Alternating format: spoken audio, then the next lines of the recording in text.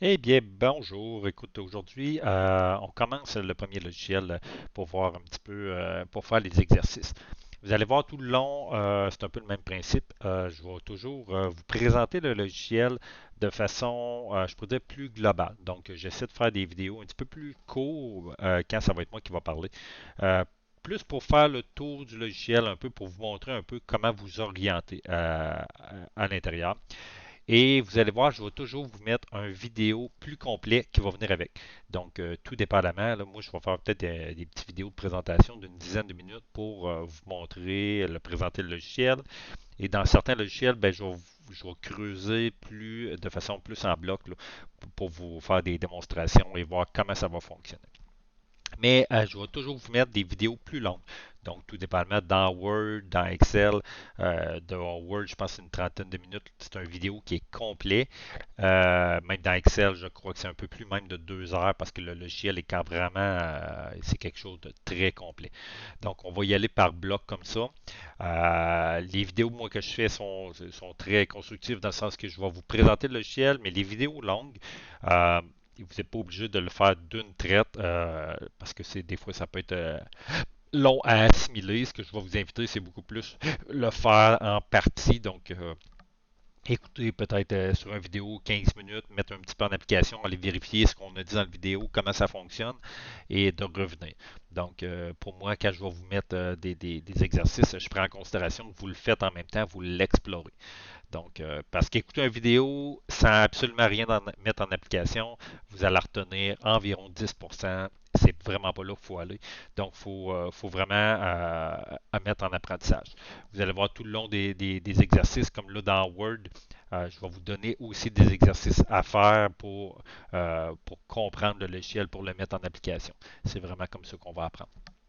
Donc, si on commence le logiciel, en fait, l'ensemble des logiciels de la suite Office. Donc, suite Office qui comprend là, que si je parle avec Word, Excel, PowerPoint, Publisher, Notes, euh, essentiellement, ça fonctionne toujours de la même principe. À part Access, là, qui est un logiciel à part entière, je pourrais vous dire, qui est vraiment beaucoup plus complexe. C'est vraiment un niveau de connaissance beaucoup supérieur là, que vous allez avoir un cours qui va parler uniquement de Access là, ou une autre base de données pour bien comprendre. Mais essentiellement, tous les logiciels fonctionnent à peu près de la même manière. Ce qui veut dire qu'en haut, ici, on va retrouver l'ensemble qu'on va appeler des onglets. Donc, les onglets vont toujours être similaires. Et en fait, ce qu'il faut regarder dans chacun chaque fois qu'on va regarder les onglets, c'est de se poser comme question, qu'est-ce que je veux faire?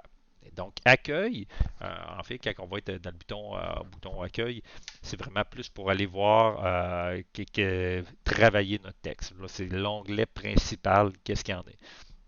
Donc, qu'est-ce qu'on voit dans l'accueil? Bon, ben, on va avoir nos fameux couper, copier, coller. Donc, on les voit là.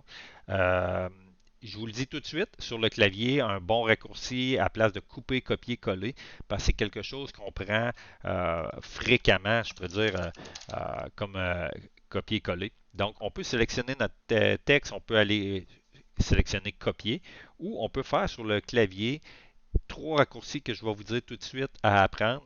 On dit CTRL-C. CTRL-C, c'est pour copier. Si j'avais fait CTRL-X sur votre clavier, c'était pour couper. Donc, advenant le cas que je coupe, donc il disparaît. Donc, X sur votre clavier est pour couper, C est pour coller et CTRL-V est pour coller. Donc, c'est le même principe qui est arrivé ici. Donc, tout le reste, si c'est pour jouer avec notre texte, donc pour ceux qui, il y en a peut-être d'entre vous qui le connaissent, d'autres moins, donc la plupart des gens ont déjà travaillé un petit peu. Donc, qu'est-ce que ça fait? On va appeler ça gras, donc il va nous mettre notre texte beaucoup plus pour le mettre en évidence, italique, ce qui veut dire qu'il va mettre notre texte sur le côté et la barre soulignée. C'est trois textes de base qu'on est capable d'aller jouer. Et pourquoi gras? C'est pour mettre en évidence un texte italique. Souvent, vous allez voir ça si vous voulez faire des citations ou quelque chose. Donc, c'est pour vraiment mettre des mots en évidence. Mais italique, c'est souvent quelque chose que si on cite quelqu'un, donc on pourrait mettre des guillemets puis le mettre en italique, ça fait vraiment comprendre aux gens que c'est pas nous. Vous avez vu qu'en dessous ici de souligner, j'ai toujours une petite barre. Donc, je suis capable d'aller choisir quel type de barre que je vais être capable de mettre en bas. Donc, si je veux mettre deux petites barres au lieu de une, je vais l'avoir en bas. Si je clique rien que dessus, c'est une barre, mais si je vais aller en bas, puis je vais pouvoir aller sélectionner qu'est-ce qu'il y en a. Et je vais aller un peu plus loin. Donc, je pourrais après décider, mettons, une barre bleue qui va être en dessous de mon texte. On ne le voit pas beaucoup. Quand je veux retourner en arrière, ici, là, vous avez toujours le bouton Back. Et si j'ai si je veux retourner plusieurs opérations en arrière, j'ai toujours le bouton que je peux aller reculer. Donc, vous voyez là, le nombre d'actions que je suis en train de reculer par en arrière. Donc, c'est comme ça que ça sert. Ici, si j'arrive à... Je vais sélectionner. Si je veux biffer mon nom, donc dans le texte, mais j'ai mis un petit 2 ici, c'est qu'on a les bases et les exposants. Donc, si j'arrive, surtout des fois en fonction mathématique, donc je veux le mettre le petit 2 en haut, ou si je le mets en bas, c'est pour faire une base, donc je le mets vraiment en bas. Donc, on peut aller jouer avec. Si je continue, et ça ici, c'est pour aller, on va être capable de faire des formes, si je reprends mon nom, vraiment des textes qui vont être, on pourrait parler de titres qu'on pourrait faire. Donc, si j'écris, donc vous allez voir, les lettrines sont, là, je vais le grossir pour que vous le voyez. Donc, c'est vraiment, c'est pas à écrire un texte comme ça, là. Donc, c'est vraiment pas, souvent, on va faire des titres. Donc, vous voyez qu'il est un peu plus stylisé. Je peux souligner exactement. Si je clique sur la petite flèche, je vais être capable d'aller changer la couleur de mon soulignement. La couleur des lettres. Et ici, c'était mon style de police que je suis capable d'aller changer. Donc, si je change ma police quand les polices sont trop petites, vous allez voir, des fois, le changement n'est pas assez évident. Donc, là, vous voyez, quand il est plus gros, on est capable de choisir le type de police, la grosseur de police. Et ici, là, c'est juste qu'au lieu d'aller cliquer sur 22, 23, 24, des fois on est dans le texte puis on y va beaucoup à l'œil pour être capable de dire qu'est-ce qu'il y en a. Donc si je clique, je vais juste la grossir à chaque fois que je clique dessus ou la baisser. Donc si je suis dans le texte, ça va être plus facile. Je peux rapidement mettre tout en majuscule ou tout en minuscule.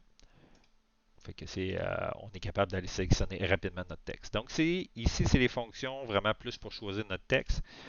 Si on descend, je vais revenir à des textes plus réguliers. Si je reviens là,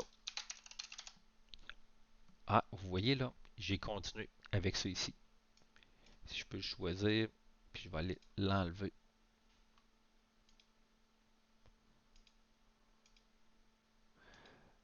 L'enlever. Ce que je vais faire, ça comme ça. Et je vais vous montrer une autre fonction. Si je sélectionne quelque chose, vous voyez ici reproduire la mise en forme. Donc, quand je reproduis la mise en forme, je vais aller l'appliquer exactement pareil comme qui est là. Donc, exactement la même chose que je vais le réappliquer en bas. Donc, je suis capable des fois, si je veux appliquer à plusieurs places dans le texte, je sélectionne à comment je veux que ça ressemble. Je clique une fois dessus et je vais sélectionner où que je veux aller. Et si vous voyez, là, si je le fais ici, il va se reproduire une fois et il disparaît tout de suite. Si je veux l'appliquer à plusieurs endroits, je clique deux fois rapide dessus. Un, deux. Et là, je viens de le sélectionner là, mais vous voyez, mon pinceau est encore là. Tant aussi longtemps que je ne le désactiverai pas. Donc, c'est une fonction qui peut être utile quand on travaille. Donc, je vais enlever aucune couleur.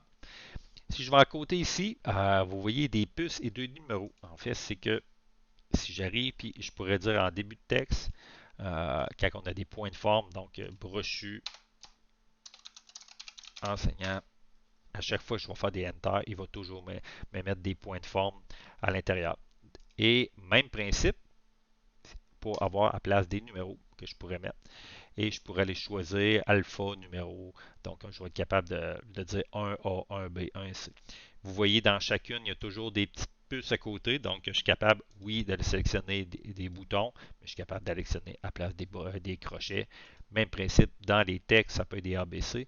Et vrai, vous voyez ici, vous allez avoir des exercices qu'on est capable de mettre ça beaucoup plus complexe pour, ça pourrait être un A, B, 1A, B. On s'en va comme ça. Donc, il y a vraiment beaucoup plus de complexité. Donc, on va enlever nos puces. Et pour ça ici, en fait, c'est quand on écrit un texte, on est capable, là, j'ai complètement mis mon texte à gauche. Je peux l'envoyer complètement à droite, qu'il soit centré. Et il y a la fonction justifier qui va être ici. Justifier, c'est quand on va écrire un texte. J'en ai pas, mais c'est qu'il va s'organiser pour que les marges à gauche et à droite, ils finissent toujours belles. Parce que sinon, quand on écrit un texte, vous allez voir que vous allez avoir un exercice. Le texte de chaque côté, en fonction de la longueur des mots, il n'arrivera pas juste de chaque côté. Et ça a quelque chose au niveau visuel qui n'est pas toujours agréable. Donc, quand on justifie un texte, il va jouer avec l'espace entre chacune des lettres et chacun des mots pour que ça arrive flush vraiment de chaque côté. Donc, on va avoir un beau texte qui va être unifié à ce niveau-là. Donc, c'est surtout quand on écrit une lettre ou quelque chose qui est plus officiel, on veut que le côté présentation de notre lettre soit professionnel. Donc, on va être capable de jouer avec nos marges ici. Ici, ça va être le fond, c'est l'arrière-plan. Donc, si on voudrait avoir un fond bleu, un fond d'une autre couleur. Ici, on va le voir plus tard, mais ça va être pour être capable d'aller, ça va jouer aussi en fonction de quand on va arriver pour faire des, voyons, tables de matière automatique. Donc, ça joue avec la grosseur des textes, bien évidemment. Donc, texte 1, texte 2. Mais ça va aussi programmer une fonction en arrière. Fait que si je mets titre 1, mais quand je vais faire vous voyez qu'il y a une petite flèche qui apparaît ici. Là. Lui, il comprend que c'est comme je pourrais, exemple, chapitre 1, chapitre 2, chapitre 3. Fait que je mettrais toujours, il dirait que c'est un titre principal. Donc, quand je vais arriver et je vais faire ma table de matière, il va aller reconnaître ces grands titres-là pour faire une page de matière et il va automatiquement mettre de l'autre côté, il va aller mettre des, euh, des numéros de page qui vont être en conséquence et la fonction de table matière, ce qui est bien important, c'est qu'elle se met à jour, donc automatique. On n'a pas besoin d'aller dire c'est à la page 3 que je parle de tel chapitre 1 commence. Donc, il le fait de façon automatique. Donc, ça va être principe, mais des sous-titres. Donc, dans le chapitre 1, je pourrais dire A, B, C, D, A. Je vais toujours mettre titre 2. Donc, il va comprendre qu'il va les mettre entre les deux. Euh, des petites fonctions quand même sympathiques. Donc, on est capable de rechercher des mots. Donc, je pourrais simplement rechercher, je pourrais dire, ben, recherche-moi le mot Mathieu et il va me le trouver dans tout mon texte où que j'ai écrit le mot Mathieu. Certains, ça a quand même certaines utilités quand on veut chercher, on veut savoir de quoi qui parle dans un texte. Là. J'ai un texte de 50 pages devant moi, puis je vais aller chercher, dis-moi où qu'ils vont parler de pédagogie dans le texte. Donc, je pourrais chercher pédagogie et il va être capable de me le sortir.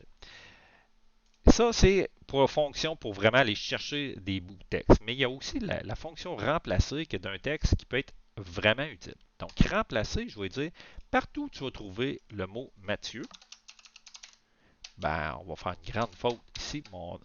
Fait que certaines personnes émettent un X, c'est très rare avec le mot Mathieu, mais je pourrais dire partout où dans mon texte tu vas trouver le mot Mathieu euh, et remplace-moi ça, puis mets-moi un X. Donc, si je fais remplacer tout, partout qu'il a trouvé Mathieu, il m'a mis un X. Et j'aurais pu faire, il a trouvé deux emplacements, je pourrais faire exactement le même principe, mais à l'inverse. Il va m'enlever. Donc, si on avait, ça m'est arrivé des fois qu'on écrit, on fait un texte, puis le mot, le nom d'une personne, je ne sais pas, Cindy, et vous l'avez écrit d'une certaine manière, mais vous êtes trompé partout dans votre texte.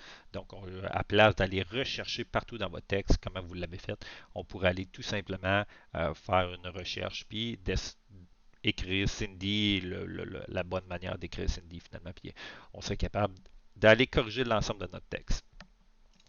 Euh, donc, c'est pour les petites fonctions ici. Dicter, c'est pour être capable de euh, carrément prendre le micro, écrire, parler, et c'est comme une intelligence artificielle qui n'est pas nouveau, là, mais je pourrais vous dire, ça s'améliore, c'est pas parfait. Éventuellement, probablement qu'on s'en va vers ce qu'on va être capable de dicter vraiment bien notre texte pour prendre des notes. Mais il y a quand même d'autres outils que je trouve dans la vie qui vont être beaucoup mieux faits que Word à ce niveau-là. Donc, vous voyez, c'est l'onglet qu'on va prendre le plus souvent, je pourrais dire, dans Word. Pardon. Parce qu'il est complet, tout est là, c'est facile à comprendre. Et dites-vous juste que cet onglet-là va revenir à peu près dans tous les logiciels. Donc, quand on va tomber dans Excel, on va voir ça. Quand on va tomber dans PowerPoint, on va voir le même type accueil. Et par la suite, en fait, il faut se poser toujours la question, quand on veut faire quelque chose dans Word, ben, qu'est-ce que je veux faire? Et je regarde normalement juste avec les grands titres que je vois en haut, je vais être capable de m'orienter. Donc, on voit pour insertion, pour dessin, conception, mise en page, référence, publi-postage, révision. Euh, et tout dépendamment de vous, si vous l'avez ou pas sur votre ordinateur, Antidote qui est un correcteur qui corrige notre français. Donc, si je clique dessus, il va m'apparaître le correcteur. C'est un deuxième logiciel à côté là, qui vient pas normalement avec Office, mais que en théorie vous devriez avoir aussi. Donc, il est capable de corriger notre texte. Sachez que les onglets en haut ici, ils peuvent aussi être, ils peuvent être j'ai envie de vous dire, personnalisés. Donc, si je vais dans Fichier, ici de côté, là, le premier onglet que j'avais, Fichier, et je vais aller dans, là, ma caméra est là, mais en bas, je vais avoir l'option que je vois pas à cause de ma caméra. Là. Mais je vais être capable d'aller cliquer dans les options et je vais être capable d'aller, j'essaie d'y aller par ailleurs. Ouais, j'arriverai ici, là. Donc, je vais être capable d'aller personnaliser le ruban. Donc, pensez que le long des exercices, vous allez devoir aller explorer l'ensemble de ces options-là. Donc, dites-vous juste que Word, moi, que vous soyez bon à taper quelque chose, c'est l'une des compétences que vous devez rechercher dans ce cours-là. Par contre, le but, c'est pas de faire de vous, je pourrais dire, des agents de bureau, des agents de bureau qui textent vraiment vite. C'est d'être capable de dépanner rapidement, je pourrais dire, le personnel qui ont affaire avec la suite Office. Donc, tout ce qui est des options comme ça, il faut les maîtriser. Donc, il faut être capable quand vous allez avoir des questions, en fait, dites-vous juste que quand on va vous appeler dans la vie de tous les jours, ça ne sera jamais pour vous dire que ça va bien. Là. Jamais on va vous appeler et on va vous dire merci, vos outils vont fonctionner bien. Au contraire, on va vous appeler quand ça ne marche pas, quand que c'est quand, quand il y a un bug finalement. Donc on continue. Donc dans insertion, si vous voyez rapidement là, donc une page de garde, donc c'est vraiment pour exemple si on voudrait faire quelque chose avant, si je veux insérer une page vierge, saut page, c'est quand j'arrive ici, là, au lieu à ne pas faire, je ne veux pas faire d'enter pour envoyer mon brochu dans l'autre page. Au contraire, je pourrais juste arriver à la fin de mon mot, puis je fais un saut de page, et automatiquement, il va arriver de l'autre côté, ici en haut. Pourquoi il faut faire ça comme ça? Là, je reviens toujours à bien faire les choses. OK? Parce que si advenant le cas, je vais vous montrer qu'est-ce qu'il ne faut pas faire. Je fais plein d'enter et je l'envoie sur une deuxième page. Vous allez voir que mon brochu enseignant, il est vraiment collé en haut de la page. Mais j'arriverai ici, puis là, je vais juste faire des copier-coller, puis j'en descends, puis j'écris tout mon texte. Qu'est-ce qu'il va faire, lui, quand j'ai mal travaillé tantôt? Vous allez voir, hop, il est disparu ici. Il est vraiment plus bas. Pourquoi? Parce que vous allez voir, je n'ai pas montré un petit bouton caché, mais celui-là ici, il va me montrer l'ensemble des caractères spéciaux. Lui, là, tantôt, quand j'ai tout fait des enters, il veut respecter toutes mes enters. Donc, quand j'arrive et j'écris mon Mathieu, enter, lui, il prend mon texte et il descend tranquillement, tranquillement. Donc, mon Mathieu enseignant, il n'est plus rendu en haut. Donc, c'est à ne pas faire. Ce que je vais faire à la place, vous allez voir, je vais tout enlever. Si j'avais arrivé, on va enlever juste pour que ça apparaisse bien. Si j'avais arrivé ici, et j'avais fait, comme je vous ai dit tantôt, l'insertion d'une source de page, puis il est en bas, et que là j'arrive et que je veux. Oh, c'est moi qui s'est trompé là. Mon Mathieu va toujours rester en haut. Si vous voyez là, il va toujours rester là parce qu'il a compris que c'est un saut de page. Et ici, à l'intérieur, vous voyez, il n'y a pas de, j'ai jamais mis de backspace, donc il va descendre là tranquillement jusqu'à temps que j'arrive ici. Quand je vais arriver en bas de page, il va quand même l'envoyer. Il va changer de page, mon brochu enseignant. Il va l'envoyer plus bas. Donc, c'est quand même important de bien faire les choses. Euh, Puis vous allez voir, quand je clique ici, là, quand on corrige les exercices, c'est la manière de savoir si vous avez bien fait les choses ou, je le dis dans mes mots, si vous avez tenté un petit peu de tricher un petit peu pour... donc, vous voulez, cet exemple, je vous demande de centrer Mathieu, c'est comme ça qu'on va le centrer. Je vais le mettre dans le milieu. Et non, ce que je pourrais voir certaines fois, il y en a qui vont mettre des, des, euh, des espaces, puis ils vont y aller comme ça. Et ça va faire en sorte que je vais le voir avec les caractères spéciaux qui vont tous m'apparaître. Donc, si je le mets de même, il disparaît, mais ce n'est pas la bonne manière de le faire. Donc, quand on arrive pour corriger un texte. Donc, dans l'insertion, vous allez être capable, là, je vais un peu plus rapidement parce que on va y aller aussi dans le vidéo plus explicatif. Je peux insérer des tableaux rapidement. Là. Donc, je fais juste, j'y vais vraiment, je le dessine, puis il va m'apparaître. Je vais être capable d'insérer des images, des formes. Donc, si je veux des flèches sur quelque chose, c'est tout dans insertion que je vais pouvoir le mettre. Des graphiques ou en tête de pied de page qu'on va aller jouer. Pied de page, dans le fond, c'est vraiment, si j'ai une en tête, c'est que ça va être carrément être en haut, avant notre page, donc que ça va écrire. Donc, c'est le principe de en tête et pied de page. Euh, Zone de texte, ça va être que dans notre texte, ça devenant le cas, je veux aller écrire un texte, mais ici précisément. Donc là, ça pourrait être difficile parce que dans quelle ligne que je vais le faire. Mais là, je pourrais aller me créer une zone de texte. Je vais l'emmener ici. Et là, je vais aller écrire dedans. Donc, c'est comme une page, comme un post-it que j'ai envie de vous dire qu'on va faire dans notre lettre. Donc, on va être capable de faire quelque chose, puis on va être capable d'écrire pour que ça soit plus beau. Je continue toujours. Insertion d'un word art. C'est un peu comme la police de tantôt. Mais, hop, là, il est. Puis je vais être capable. C'est toujours pour. Dans le fond, c'est des effets graphiques. Là, word art qui va aller voir. Vous en avez plusieurs. Donc, vous allez être capable d'aller. Je pourrais dire jouer un petit peu à l'intérieur. Rapidement, c'est pour ça, on peut. Je ne rentre pas tout je suis capable de uniquement juste avec ça d'aller. C'est vraiment comme une page. Si vous avez un document que vous voulez lire puis vous voulez mettre en souligné, c'est tout qui va être là. Si je veux prendre des annotations, tout simplement. Donc, je vais être capable, clairement comme une page finalement. Ça peut être des options très utiles si vous travaillez surtout avec une tablette. Là. Quand moi je travaille avec mon iPad, avec un Apple Pencil, ben, je suis capable de vraiment aller prendre mes notes directement sur la page. Euh, des aides à la conceptualisation de notre texte. Donc, vous allez pouvoir les utiliser. Mise en page, ça le dit. En fait, c'est quand j'arrive et j'ai quelque chose de particulier que je vais aller faire. Donc, ici, les marges, si je joue les marges de mon texte, c'est ça ici, là, de chaque côté. Si je veux avoir plus collé plus sur le bord de la page ou pas. Donc, je vais être capable d'aller jouer avec ça.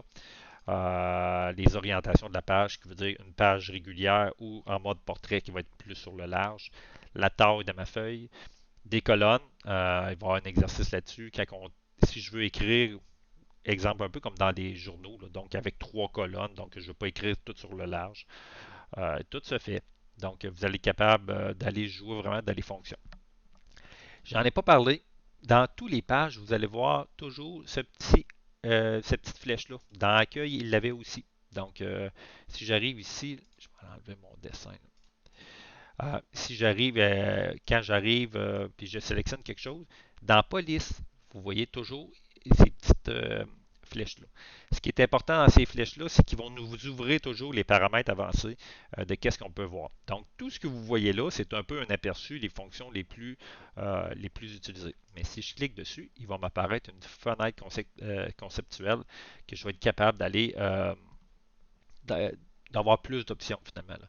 Donc, paramètres avancés, et on a toujours l'aperçu de qu'est-ce que ça va faire. Donc, dans tout ce que vous allez faire, si je viens ici, il va m'apparaître un autre fenêtre conceptuelle dans mes sous-titres Donc, chacune va être capable de, de personnaliser. Euh, je pourrais vous dire, ça fait pour l'instant, là, pour une première, je pourrais dire, impression, c'est pas mal le logiciel qui vous donne un aperçu pour être capable de commencer à travailler avec les exercices. Donc, je vais faire une prochaine vidéo là, pour vous expliquer le premier exercice qui va s'en venir. Merci.